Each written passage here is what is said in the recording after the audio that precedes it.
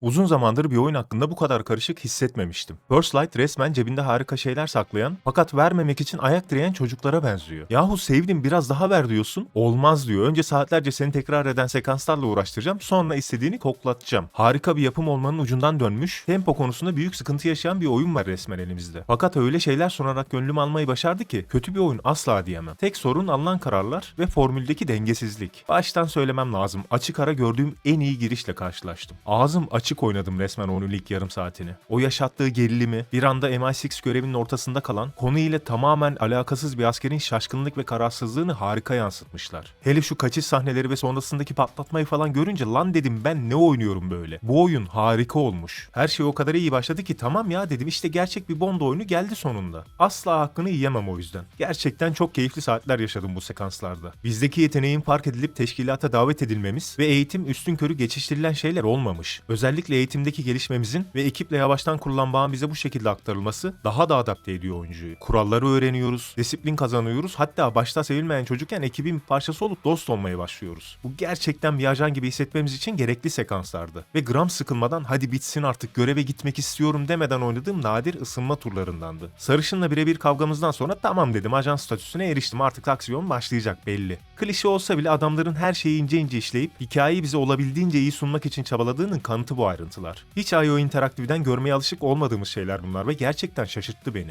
Adamların var olma sebepleri ve oyun tarzları çok başka çünkü. IO dendiğinde akla gelen tek isim Hitman'dir. Sayısız oyun çıkan bu seri resmen IO için imza niteliğindeydi. Sandbox oyun alanları sunan, bak hedefin bu nasıl yaparsan yap ama o adam ölecek diyen oyunlardı Hitman'ler. Hikaye falan aramazsın, ajansın, görev verilir, gider halledersin. Ama bu kez stüdyo biz bunlar ibaret değiliz. Bakın öyle bir hikaye hazırlayacağız, size öyle bir oyun yapacağız ki Hitman'i unutacaksınız dedi. Ve gerçekten bambaşka bir yapıyı kotarmayı başardılar. Oyun Hitman desen Hitman değil, Uncharted desen o da değil. İkisinden de birer tutam alıp bambaşka bir şey oluşturmaya çalışmışlar gibi hissettirdi bana. Hani ne kadar iyi yapmışlar bunları? Bahsettiğimiz oyunlar kadar iyi değil maalesef. Ne Hitman kadar iyi gizlilik sekansları var, ne Uncharted kadar kombat barındıran sahneler. Evet daha çok hikaye sunmak istiyoruz. Bizim amacımız size Bond'un doğuşunu yaşatmak deseler de sonuçta oyunun mekanikleri hakkında da konuşmak lazım. Mekanik açısından da acımam, doğruları söylerim bu yüzden. Bunlara ayrıntılı şekilde girişmeden önce hikaye hakkında biraz konuşmam lazım. Oyun çıkmadan önce de bahsettiğim gibi bu tamamen Bond'un doğuş hikayesine odaklanan, toy bir askerin olgunlaşıp bir ajana evrilmesini anlatan bir yapım. Her duygusunu, yavaştan oturan sorumluluk hissini ve karakterinin o değişmez ve Bond'u Bond yapan özelliklerini çok iyi yansıtmışlar hikayede. Oynarken tamam Bond şimdi kesin bunu söyler diyecek kadar iyi yansıtıyorlar hatta karakteri bize. Bir oyun sana bunu söyletebiliyorsa gerçekten kurgu ve anlatım iyidir arkadaşlar. Dedim ya bu konuda en ufak sorun yok zaten oyunda. Eğer yağ gibi akan bir oyun olsa hikayeye odaklanabilsem her saatinden keyif alırdım oyunun. Kusursuz mu hikaye? Pek değil. Bond klasiği twistler, beklenmedik ölümler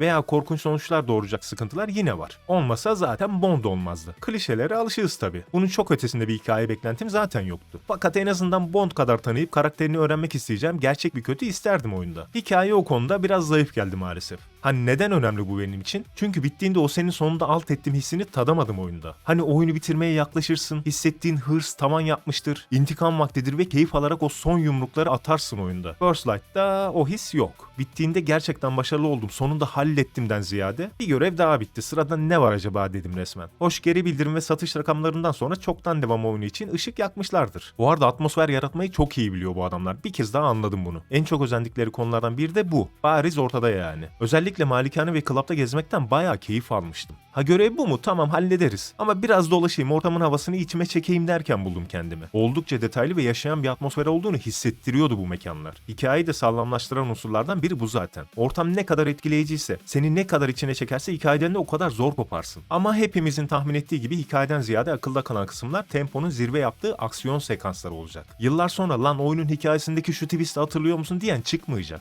Uçak sahnesinde ne gerilmiştim, aksiyon harikaydı, tadı damağımda kaldı diyeni veya araç kovalamacasından bahsedenleri dinleyeceksin. Daha oynamadan bu tahminleri yapmıştık zaten. Ki görünen köy kılavuz istemez. Oyunun aksiyonunu ve heyecanını taşıyan o sahneler. Fakat şöyle bir durum var, bazılarına ne kadar özen gösterip harika sekanslar hazırlasalar da kimi sahnelerde bir o kadar özensizdi. Havaalanındaki aksiyon ve ardından uçak sekansları tabii ki zirve. Hatta ona yaklaşanı görmedim oyunun hiçbir kısmında. Silahlı çatışmaların bile her saniyesinin planlandığını hissediyorsun resmen. Peki oyunda bir kez yaşadığım bu araç kovalamacası? Abi kovaladığım aracı bir kez görmeden, hiçbir sıcak temas kurmadan an sadece hızlıca araç sürerken yaşadığım şey nasıl bir kovalamacadır? Hani en azından arada yaklaşayım. Yalandan da olsa yoldan çıkartmaya falan çalışayım adamı. Tek başıma sürüp tek başıma mı bitirdim gerçekten araç kovalamacasını ben?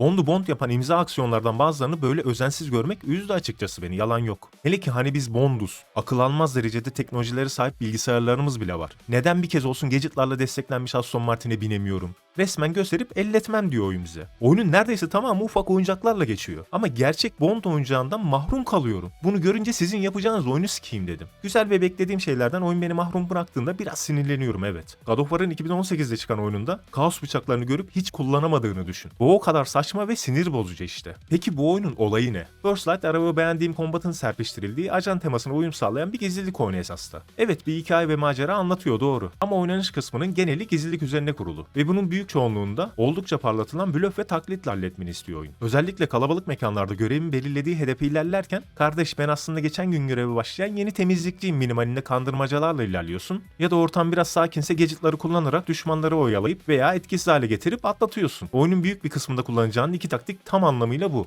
Gadgetlarla bunlar destekleniyor tabi. Hacklediğin kameralarla veya elektronik aletlerle düşmanların dikkatini dağıtıyorsun. Ya da direkt düşmanı zehirleyip veya lazer silahıyla gözlerini oyabiliyorsun. Yoruldun mu gizlilikten? Direkt üstlerine koşup tekme tokat dalıp alt etmeye çalışabilirsin tabi. Ki bazen başvurmak zorunda kaldığım uğraşmaktan yorulup. Bunu yapmaktan çekinmeyin bu arada. Yalandan çağırdıkları destek de zaten birkaç yeni pataklayacak elemandan ibaret. Yani gidişatı tıkayacak bir durumla asla karşılaşmıyorsun aksiyona girdiğinde. Ama bir diğer tarafı da var madalyonun. Nadiren de olsa öldürme etkisi çıktığında gerçek aksiyon başlıyor işte. O zamanlar susuz kalmış ve musluğa ağzımı dayamış gibi hissettim kendimi. Siperde oynamaktan ziyade yakın dövüş ve silahla harmanlayıp akıcı ve dinamik bir kombat sunabiliyor First Light sana. Kendimi devamlı adamların üstüne koşarken buldum bu sekanslarda. Resmen John Wick gibi pataklarken aynı zamanda kafalarını patlatmana imkan sağlamasına bayıldım çünkü oyunun. O sekansları oynarken eğer biraz da yeteneğin varsa harika bir aksiyon filminden fırlamış sahneleri yaratabiliyorsun. Ve bu muazzam hissettiriyor. Beylik silahından başka silah kuşanamadığından zaten oyun da seni böyle oynamaya itiyor. Mermi bitince cepten şarjör çekemiyorsun. Mermi tükenen silahı düşmanın kafaya fırlatıp başkasına kapmaktan başka çaren yok oyunda. Ya da siperde bekler biri yaklaşsın diye dua etmeye başlarsın. Ortamların yıkılması, patlamalar, çatlamalar derken sana düşmanlara karşı strateji geliştirmek için nefes aldırıyor oyun zaten. Bir yandan birilerinin üstüne beton yağarken bir taraftan diğerlerini alt etmek falan çok keyifliydi. Oyunun en akıcı oynanış kısımları bunlardı. Çok nadir, geldiğinde gözlerim parlıyor ama gerçekten beklediğine değiyor. Evet, ben bu aksiyona bayıldım. Çok hoşuma gitti fakat ben neden bu aksiyonu yaşamak için saatlerce beklemek zorundayım? Oyunun iyi yanlarından yeterince bahsettim. Ve artık sıkıntıdan gebermeme, hatta neredeyse oyunu yarım bırakmama neden olan sorunlardan bahsetme vakti. Oyunun gameplay'i %90 gizlilik, %10 silahla çatışma.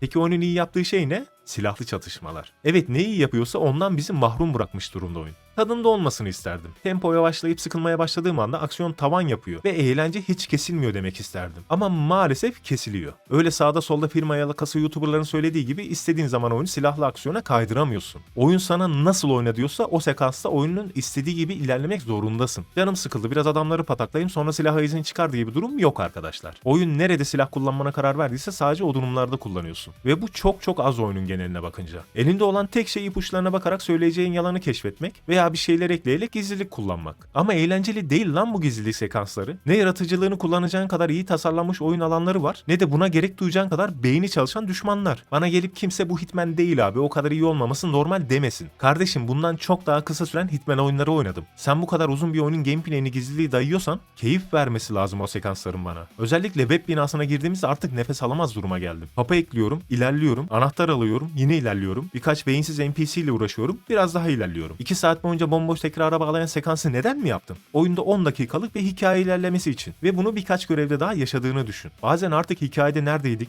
Ben şu an neyin peşindeyim unuttum sıkıntıdan. Aksiyon ne zaman başlayacak acaba diye bekleyerek ilerledim oyunda. Bunun en büyük nedeni dediğim gibi yapay zekanın resmen olmaması. Önümde 3 tane NPC var. Sırayla gadget'la zehirleyip veya lazerle kör edip aralarından geçip gidebiliyorum. Alo kardeşim bak 20 santimetre yanındaki adamı zehirledim. Hani bir tepki mi versen acaba? Hani bu adama bir şey oldu, ben triggerlanayım, etrafa dikkat edeyim mi desen? Boss fight'lara bakıyorsun, boss'un arkasından eğilip beraber yürüyorum ama en ufak etkileşim yok. Neden? Çünkü ortamdaki aletleri kullanmam lazım. Boss'u kodlamayı bile unutmuşlar anlayacağın. Kardeşim, madem Hitman gibi iyi tasarlanmış haritaların yok, madem ben yaratıcılığımı kullanarak keyif alamayacağım, neden bu kadar uzattım bu oyunu? İpucu topla, yalan söyle bir yere kadar. 3 yaptım, 5 yaptım, sıkıldım. Zaten düşman denen bir şey yok oyunda. Yap şu oyunu 10 saat, aksın gitsin hikaye. Hem gereğinden çok daha uzun sekanslar yapmışsın, hem de bu sekansları inanılmaz sıkıcı halde bırak. bırakmışsın. Hani uzun ve ben istediğim gibi oynayamıyorum. En azından bana bir gerginlik yaşat ki gerçekten karşımda düşman olduğunu hissedeyim. Ortamı analiz edeyim, bir çıkış yolu bulmak için tetikleneyim. Oyunda resmen hiçbir düşmanı ciddiye alamadım ya. Bu oyunun geri kalanına da sirayet ediyor ister istemez. Zaten bunalmışsın, sıkılmışsın, sabır kalmamış. Sekans bitiyor, üstüne bilgi topla, benini kandır diyor. Ona bile enerjin kalmıyor bazen. Of, hadi bir ipucu bulayım da yürüyüp gideyim kafasına giriyorsun ister istemez. Ve First Light'ı böyle hatırlayacak olmamın tek sebebi oyunun bu kadar uzatılması. Sen neyine güveniyorsun da bu kadar uzun gizlilik sekansları dayıyorsun bana? Lise yıllarına döndüm resmen. Okulu seviyorsundur fakat ilk 2 saat tarih dersidir. Araya bir tane sevdiğin ders sıkışmıştır. O dersten keyif alırsın, sonra 2 saat daha edebiyatla kafan şişer. Yine beklemeye koyulursun bir sonraki dersi. Bu arada tarih ve edebiyat sevenler kusura bakmayın, ben sayısalcıydım. Tam anlamıyla bunu yaşadım First Light oynarken. Oyun kötü demiyorum ama beni çok baydın be kardeşim. Ne istediğim gibi oynamama izin verdin ne de dengeli bir oynanış tarzım var. Temponun içine edip tekrar yükselmesi için saatlerce oyalama beni, ne olur yapma. Para verdik, oyun neden kısa diye ağlamayacağız, merak etme. Bak Capcom oyunlarına, taş gibi inanılmaz keyifli mekanikleri var. Ama senden çok daha kısalar. Requiem'in mekanikleri bundan çok daha iyi. Neden o oyun 30 saat değil? Çünkü bayar.